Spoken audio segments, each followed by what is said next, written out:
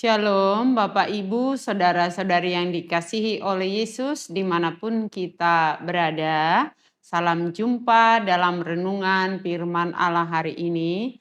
Namun sebelum kita mendengar firman Allah, mari kita persiapkan hati dan pikiran kita berdoa.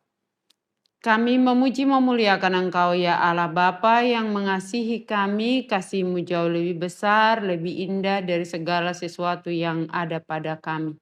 Karena itu kami mau bersekutu dengan Engkau ya Tuhan melalui firman-Mu, berikan kami Roh-Mu yang kudus untuk menguasai hati dan pikiran kami dan memberikan kami hikmat sehingga kami boleh memahami apa yang mau Tuhan sampaikan kepada kami melalui firman-Mu hari ini. Dalam nama Yesus kami berdoa. Amin.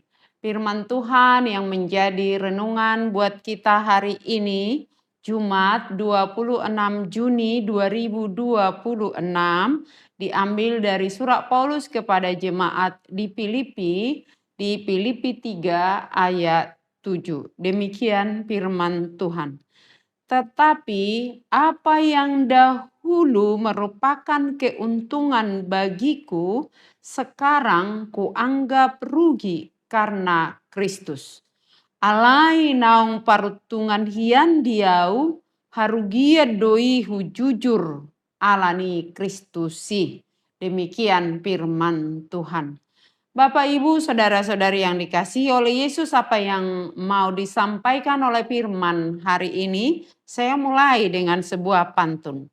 Membeli kain di pasar baru, warnanya indah, bermotif ragi. Kalau dunia mengejar untung selalu, bersama Kristus kuanggap rugi. Demikian pengakuan Rasul Paulus dan pesan firman Allah kepada kita hari ini. Kalau dalam hidup kita selalu mengejar untung, bahkan dalam situasi malang atau situasi yang sulit, sering sekali kita berkata untunglah. Misalnya, ada kejadian kecelakaan, sudah parah sekali keadaannya, kita katakan untung masih hidup. Kalau satu tangannya yang patah tulangnya, kita bilang untung tangan, bukan kaki. Dan kalau kaki, kita bilang untung kaki, bukan kepala. Selalu ada kata untung, kita sadari atau tidak, itu mau menggambarkan bahwa sesungguhnya hidup di dunia ini sering sekali mengejar untung atau laba. Tidak ada yang mau menganggap hidupnya atau segala sesuatu yang dia miliki itu sebuah kerugian. Tetapi dalam pengakuan Rasul Paulus ada pengakuan yang sangat radikal dan mengejutkan.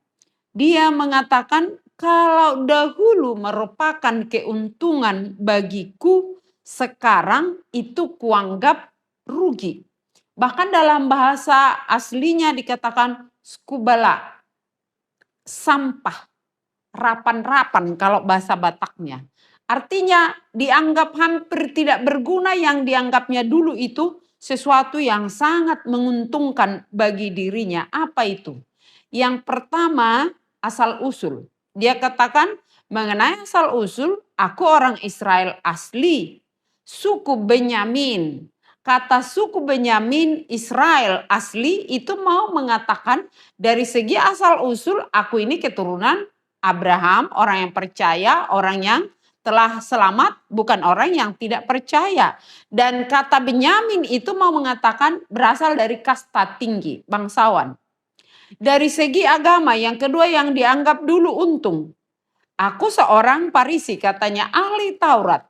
Dianggap kelompok yang paling taat kepada hukum Taurat dan dihormati banyak orang. Dan karena ketaatannya, dia juga sangat bangga bahwa dia orang yang taat akan hukum Taurat dan tidak bercela. Dari segi itu dia katakan, aku tidak bercela. Sehingga demi ketaatan itu, dia bahkan mengira, menganiaya para pengikut Yesus itu, dianggapnya kehebatan dan kebanggaan karena dikira membela Allah.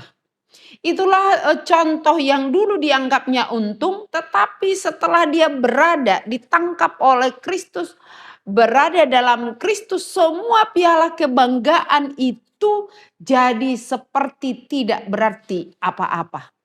Setelah dia, Paulus, hidup dalam Kristus, diubah oleh kasih Kristus, dia menjadi ciptaan baru, yang lama sudah berlalu, yang sesungguhnya yang baru sudah tiba. Kenapa? Dalam Kristus tidak ada yang perlu dibanggakan selain dari kasih Kristus itu sendiri. Maka dia katakan, kalau ada yang harus kubanggakan aku atau aku bermegah di dalam Kristus. Bukan karena usahanya, bukan karena statusnya, bukan karena asal-usulnya, atau karena ketaatannya, tetapi karena kasih karunia Kristus yang telah menangkap dia, mengubah dia dari seorang yang sangat membanggakan bahwa dia orang yang disunat, bahwa dia orang Yahudi yang taat, tetapi dalam Kristus dia menyadari bahwa usahanya itu sesungguhnya tidak cukup untuk menyelamatkan dirinya. Karena itulah dia katakan, apa yang dahulu merupakan keuntungan bagiku sekarang kuanggap rugi karena Kristus. Kita semua yang dikasihi oleh Kristus, kita sering berpikir bahwa apa yang bisa kita raih itulah kebanggaan kita. Apa itu? Jabatan, harta, status. Segala sesuatu yang kita miliki sering sekali itu kita anggap adalah kebanggaan yang harus kita tonjolkan. Dan itu terjadi juga di tengah-tengah jemaat di Filipi yang menganggap dirinya lebih taat sehingga memandang orang lain lebih rendah, dirinya lebih tinggi. Sehingga tanpa disadari timbul rasa sombong atas kemampuannya meraih segala sesuatu atau atas keselamatan yang dia pikir oleh karena usahanya dia akan selamat. Sikap itu juga masih terjadi di tengah-tengah kita sampai sekarang ini. Hal yang sama sekali lagi masih terjadi sampai sekarang di tengah-tengah gereja, di tengah-tengah persekutuan kita. Kalau kita merasa lebih baik dari orang lain, lebih taat dari orang lain, lebih kaya dari orang lain, sehingga kita menganggap lebih berharga dibanding orang lain. Saudara-saudaraku, kasih Yesus itu jauh lebih berharga daripada apa yang kita punya. Kenapa? Oleh karena kasih Yesus, kita orang berdosa sudah diampuni. Oleh karena darah Yesus, kita yang hina dibuat jadi berharga. Karena itu kita hidup dengan rendah hati, menuruti firman Allah, tidak menyombongkan diri, tidak bermegah atas apa yang bisa kita raih, atau atas usaha, uang, jabatan, dan lain-lain.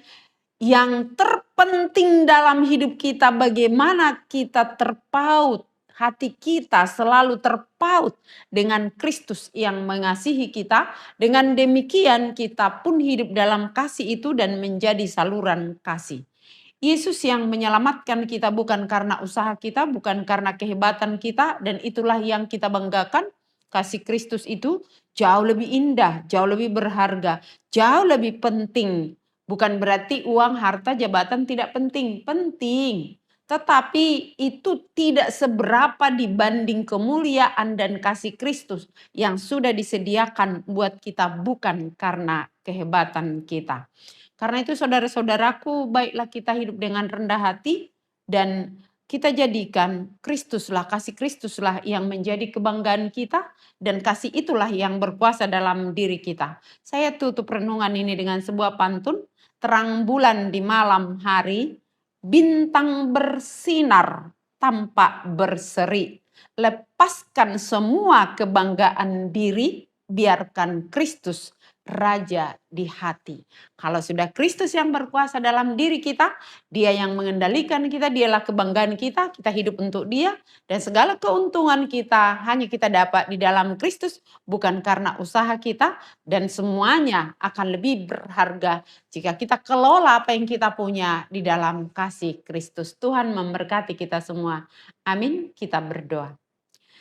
Kembali kami bersyukur kepadamu Tuhan oleh karena kasih dan penyertaan-Mu dan oleh karena firman-Mu yang mengingatkan kami bahwa apapun yang ada di dunia ini, seindah apapun itu jauh lebih indah persekutuan di dalam kasih-Mu.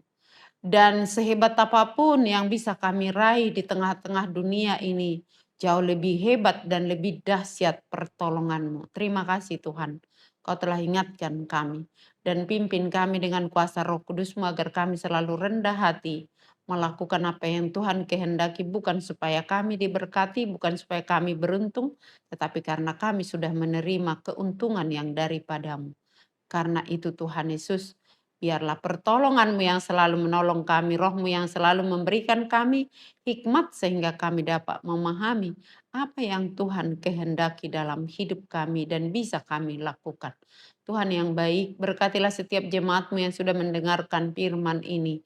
Bagi mereka yang terbaring kurang sehat di dalam tempat tidurnya Tuhan, biarlah Tuhan yang memulihkan, yang menguatkan, menyembuhkan, dan bagi mereka yang lemah, berikanlah kekuatan yang berduka, berikanlah penghiburan.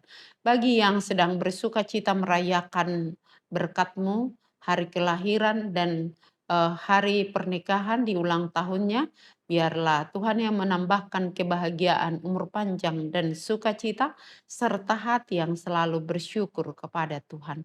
Tuhan yang baik, kami berdoa juga buat seluruh jemaat-Mu, apapun keadaannya Tuhan, berkenan Engkau Tuhan menyertai. Dan untuk bangsa, negara, masyarakat di sekitar kami. Biarlah Tuhan yang memberikan ketenangan, kedamaian di tengah kesulitan hidup. Jangan biarkan satu orang pun yang jadi mengandalkan pikirannya, tetapi biarlah semuanya boleh tunduk dan berserah kepada Tuhan dengan melakukan apa yang berkenan kepada Tuhan. Berikan juga hikmat kepada para pemerintah kami, hati yang paham untuk menimbang setiap perkara pun para pemimpin di tengah-tengah gerejamu, hamba-hambamu yang melayani, semuanya boleh dengan rendah hati untuk menunjukkan kasih karuniamu selalu yang terbaik, yang memakai dan mengizinkan kami semua melayani Tuhan. Terima kasih Tuhan, Kau berkati juga anak-anak kami yang sedang berjuang untuk mendapatkan hasil pekerjaannya dan untuk mendapatkan pekerjaan, bagi yang belum bekerja dan untuk mendapatkan pendidikan sekolah yang terbaik, bagi mereka yang sedang berusaha untuk mendapatkan tempat belajar yang terbaik. Berkati para orang tua dan berkati kami semua untuk dapat mengajarkan anak-anak kami sesuai dengan firman Tuhan. Terima kasih Tuhan untuk semua kebaikan-Mu, biarlah kami hidup dan bangga hanya di dalam kasih-Mu. Dalam nama Yesus dengar dan sempurnakanlah doa kami di saat kami sama-sama berdoa dalam doa yang Tuhan ajarkan. Bapa kami yang di surga, dikuduskanlah namamu, datanglah kerajaan-Mu. Jadilah kehendak-Mu di bumi seperti di surga. Berikanlah kami pada hari ini makanan kami yang secukupnya. Dan ampunilah kami akan kesalahan kami, seperti kami juga telah mengampuni orang yang bersalah kepada kami. Dan janganlah membawa kami ke dalam pencobaan, tetapi lepaskanlah kami daripada yang jahat. Karena Engkau mempunyai kerajaan dan kekuasaan dan kemuliaan sampai selama-lamanya.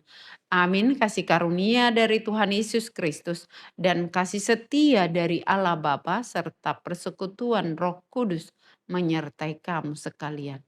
Amin. Shalom.